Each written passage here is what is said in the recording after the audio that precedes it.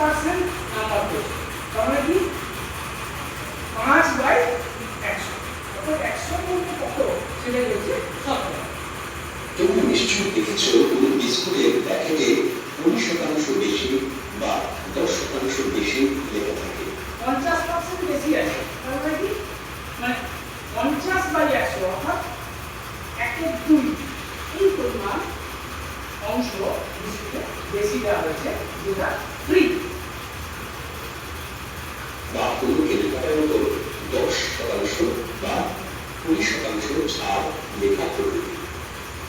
এই শতাংশ চিহ্নটাকে আমরা শতকরা বলি।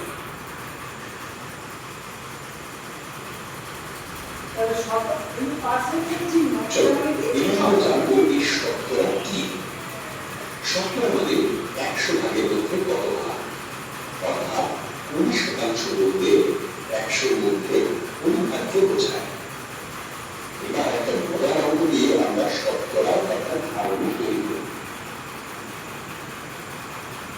দুটি বইয়ের দাম 300 টাকা ও 400 টাকা। 20% ছাড় পেলে 300 টাকা এবং 400 টাকার দাম লেখা বইয়ের জন্য কত ছাড় পাবো হিসাব করি। অনুসারে 20% ছাড় অর্থাৎ 100 টাকায় 20 টাকা ছাড়, 1 টাকায় 20/100 টাকা ছাড়, 300 টাকায় 300 × 20/100 টাকা ছাড়, অর্থাৎ 60 টাকা ছাড়। তাহলে তোমার দাম কত হবে? 400 টাকা 400 মানে কত ছাড় হবে?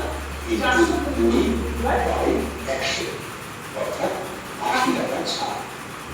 অর্থাৎ 200 টাকা ও 400 টাকা বইয়ের জন্য যথাক্রমে 80 টাকা ছাড় এবং 80 টাকা, ঠিক আছে?